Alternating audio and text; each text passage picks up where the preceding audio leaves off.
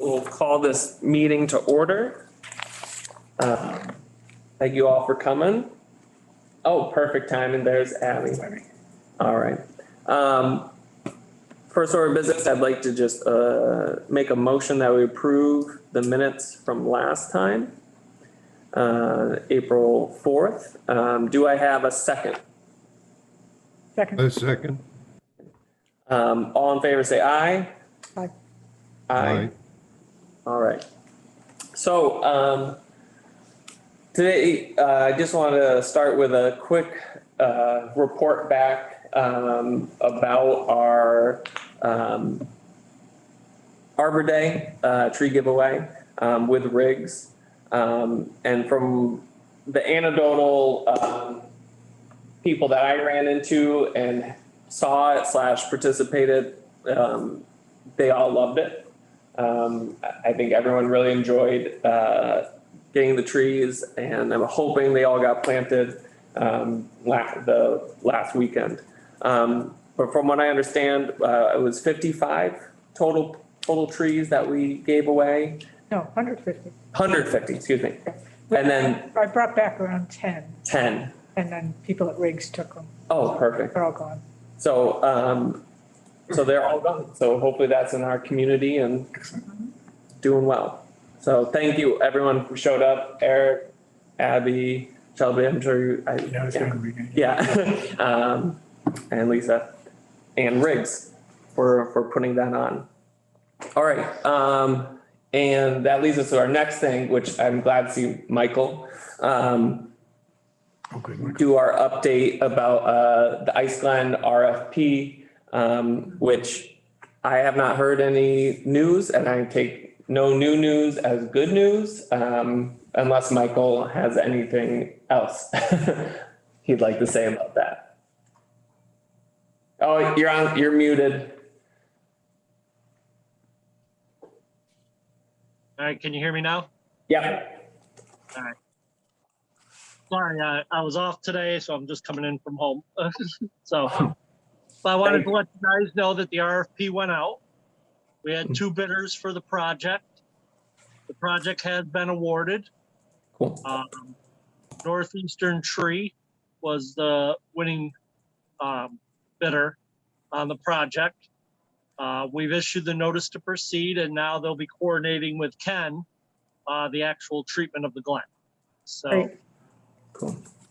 And that was just awarded last week. So by the next meeting, I hope to report back exactly how many trees were done and everything else. So, Can you say the name of it again? Just Northeastern Tree.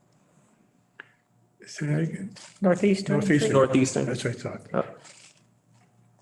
Okay. That's great. Yeah. good. Can we get a copy of the bid or the contract or anything? Is Is it all right to get a copy of the bid, Michael? Just so we have it in our records. Yep. I'll send you that information. Not a problem. Thank you. And then Ken made sure that everything, I had Ken look over everything to make sure it all met with the criteria, and I've been in constant communication with him. So, Great. Eric? Just one thing, Michael. I ran into Patrick after our Arbor Day giveaway, and he said the bid came in quite a bit under what our budget is. right, $7 per diameter inch. So that's I forget exactly what. It's like 40. No, it's closer to 50. I think we had 8,000 trees. I'll get that all to you, but it was under. So we have the money available right now from to move ahead on the project, and yeah, we're in good shape. So it sounds like then they're treating a decent amount of trees then, more than we had originally anticipated, maybe. Well, we're doing all the trees that were identified in the bid. So Sweet. Those were all the ones categorized last time. You guys, I believe, got a copy of everything that Ken had done with the GPS coordinates and everything. Yeah. So Ken's going out to mark the exact trees. So when they come in, there's no ifs, ands, or buts about it. Oh, great. And we're off and running. So yes, the bids did come in at a good price, and we're glad. So when will the work get done? between now and the end of June. So they were issued the notice to proceed. It's within their time, the timeline that we wanted it, the treatment to happen. So, Great. And if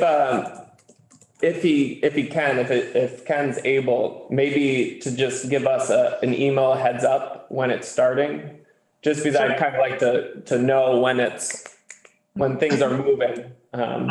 so one of the things we issued the notice to proceed, and that was last week, with also them to distribute to us, now that they have the notice, is a schedule of when they'll actually be here for treatment. So, Okay, because Ken needs to be aware of it, so he can be on site along with their arborist and their treatment person. So, oh, that's great. And do you know if they'll put up signs or anything just so people walking through knows what's happening? we'll probably have signs, probably a code red, just to let people know that we're treating it. And they'll take all the precautions that are required of a restricted use pesticide. Yeah, But I'll okay, follow up with Ken on that to make sure. great. Yeah, that'd be huge. And if they need support, I think we can help. Because I want people to make sure they know their knowledgeable of what is going on. If they're hiking on the trail. Yeah, plus this is important work that is being funded by the town and it matters. And so it'd be good just to let people know that it's actually getting done. You know, totally aside from the safety issue. Right. It's just, Right. That it's happening, yeah. Well, so I guess then maybe I can communicate with Ken at some point.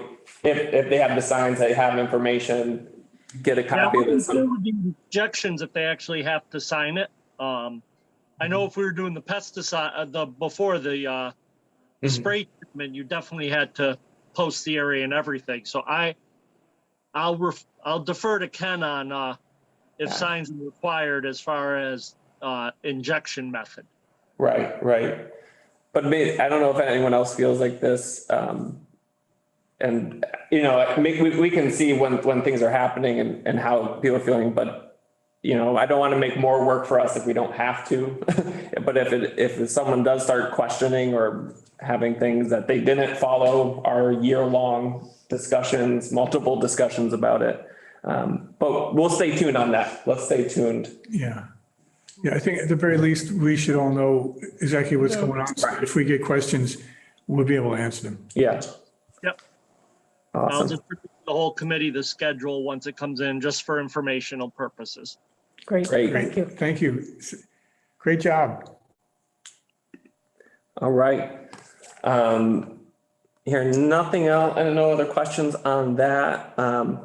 Moving on to just a discussion about this Friday, the old growth forest dedication.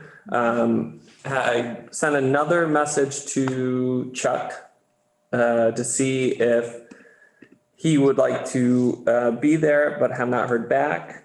And I feel like if he's not available, Patrick could be the alternative, or and I could be Plan C if no one else is there. Plan C. But to be clear, what are the times exactly? It's starting at 11. And it's not, I called Sarah today, because a notice went out to the old growth network. It's not clear to me whether people are going to meet on the other side of the bridge or actually meet by walking into the Glen. So we'll find out. I'll be there by 10:30 Okay. and we'll find out that morning. And then parking, if there is an abundance of attendance, head in at the Stockbridge soccer. Soccer field. At the far end? Well, you know, where the playground kind of is, I think they could head in there. But you know, where where that little sandbox is and the tree line Oh, okay. along the road.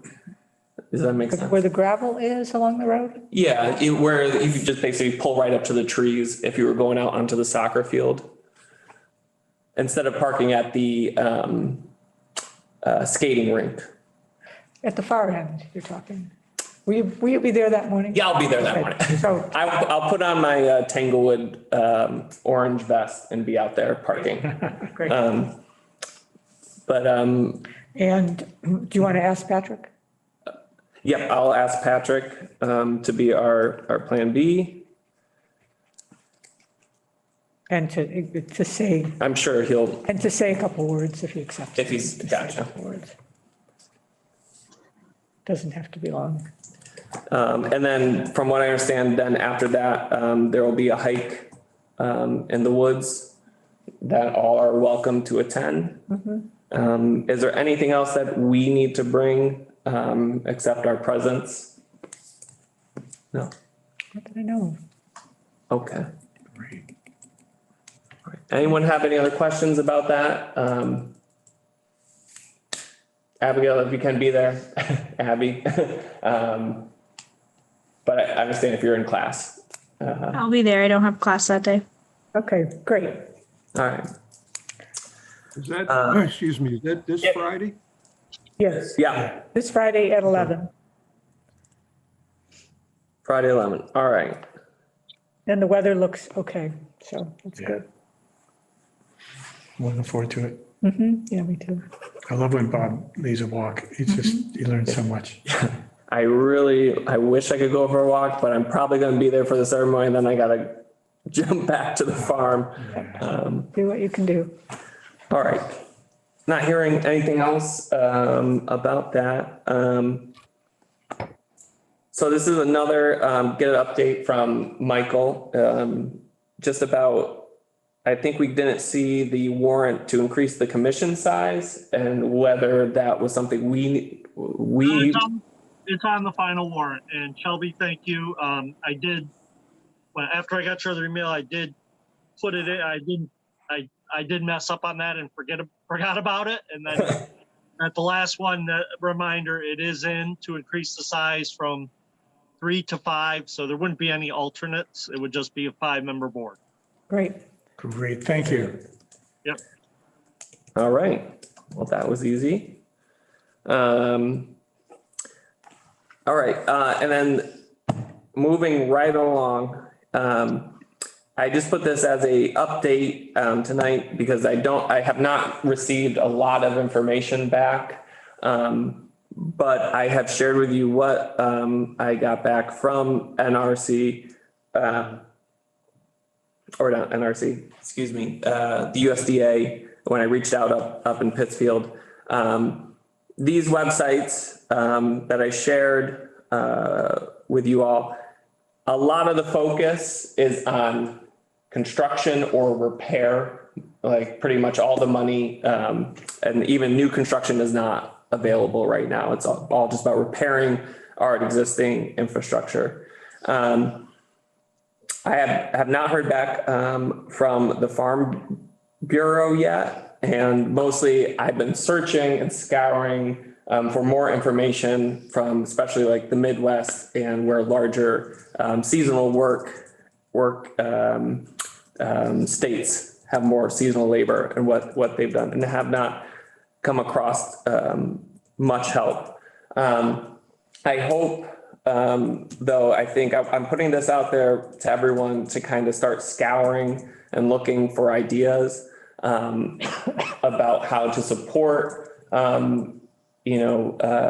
seasonal labor. And I am in the process of talking to having some seasonal labor maybe come in and talk about their process, especially some who have traveled from far Tennessee, North Carolina, and actually have come to the community. But I'll stop there. Does anyone have anything they like to share about it? Or any thoughts? And that's totally fine. I think this is going to be a long process, and it might require some kind of forward thinking about a new type of program or a new way of thinking about it, especially in our community, because it so happens our seasonal labor comes at the time when our seasonal rentals are at peak. Obviously, so market for the rentals is really challenging to compete when people are Airbnb-ing or renting for a week to someone to come vacation. Could you put together some figures for us? How many people, are they families, are they individuals? And when? The season. Yeah. So one thing I'm wondering is if there's anything that is sort of like a hostel kind of a situation that would not be so appealing to seasonal, tourists, but might work for this kind of a. And, I don't know if this is a crazy idea, but I'm remembering the Pittsfield Mets used to have families sponsor the ball players, like just for the summer, just for the season. So some kind of sponsoring program where people can, rent a room or just give a room Right. that's not new construction, but Yeah. maybe able to find a space. And I think, anecdotally speaking, I think there seems to me from talking to a few people in our community that kind of sentiment is there where like, oh, they would love to sponsor having someone come and stay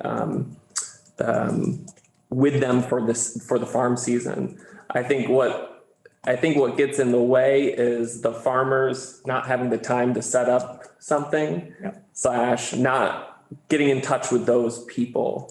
So it's kind of like maybe if at the end of the day, it's more of just like, here's our farms, this is what they're looking for, and reaching out to the community. And maybe that's just where the go-between, and there's not necessarily a huge monetary investment on our end in the beginning, more about just getting the knowledge out there and saying that. Or if there's a scholarship type summer internship program that we could form. But, from the questions I at least got, and this is from our personal farm, a lot of it too was about the community and asking how is the community here and like what is there to do, and so a lot of that was kind of like also convincing them that we're not just a rural community. There is a lot of activity, which was really great questions on their end because I think the people that are attracted to sustainable agriculture have that awareness of, is there a community they're coming into that they'd like to meet? But at the end of the day, it comes down to price. And I think has deterred a lot of people from making the move here. I also wonder if any of the either boarding schools or colleges in the area might have dorm space available in the summer. Right.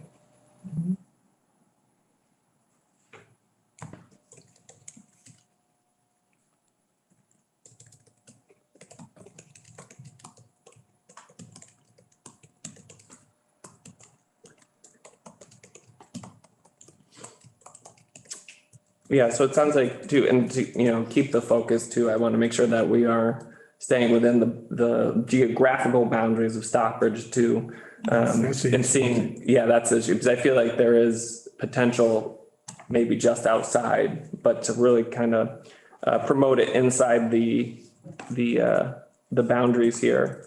So I hear kind of a timeline. I'll put together a timeline of what the seasonalities are.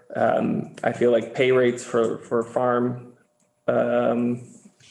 crews and pay rates for rentals and what space is available.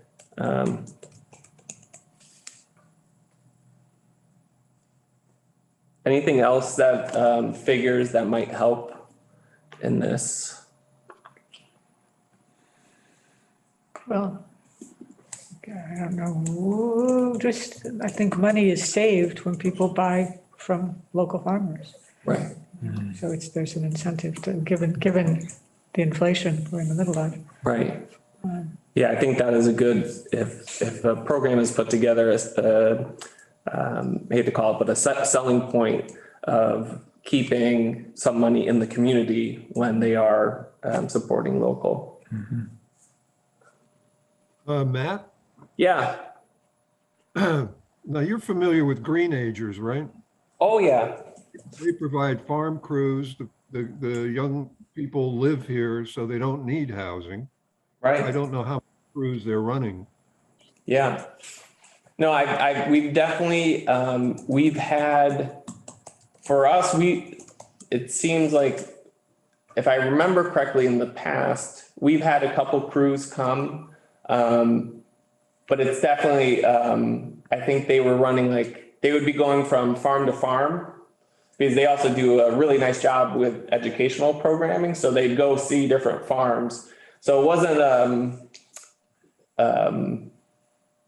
well, no, I won't say that. They did have one year where we helped, or excuse me, they helped us with payroll when we were just getting kind of used to having a larger crew. One of the kids was on a Greenager payroll, and that helped us a lot. Now we've expanded and have our own payroll, so we can adjust.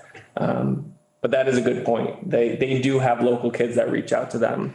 Or internships from Simon's Rock, which is not in Stockbridge, Right. but I know they've had an interest in farming. Yeah, yeah. I think, there is a lot of farms and we reach out to them. I think the biggest thing for some farms is the school calendar, because like those kids that work with Greenagers or at the schools, we have one college student who will be working with us, but we've already been working for a month and a half, and they're not coming until the end of June. Yeah. So when we usually attract people, it's people who have just graduated college with sustainable, with agricultural, preferably agricultural experience. And they're here from about the beginning of April all the way through November. So that's the biggest problem with we'd love to have high school students and we try to have someone, but we need to have people in the shoulder seasons, and they're there for about 2 months before school kicks back in. So it makes it a little challenging with, where we do most of our business is the spring and fall, actually. So. And I think it's also just about attracting people to the community to support, preferably have people stick around longer than just the season. I don't want them moving out afterwards. I want to make it a possibility that they could stick around.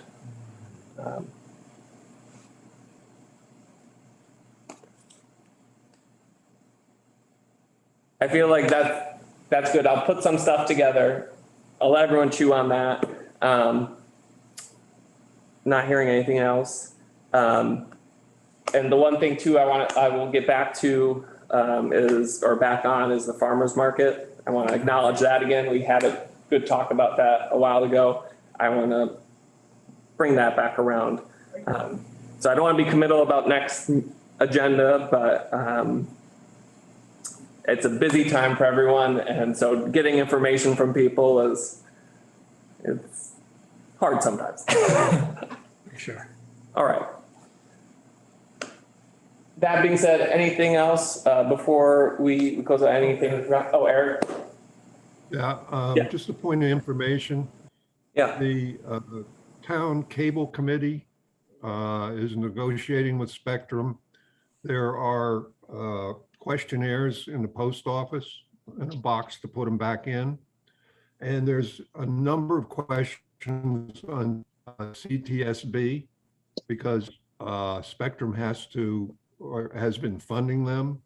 And they've been very important to us during the pandemic and making government a little more open to everybody. So I would encourage people to take a questionnaire and fill it out. It's also available at Town Hall. I can't hear you, Michael. It's also available at Town Hall. Okay. So post office, town hall,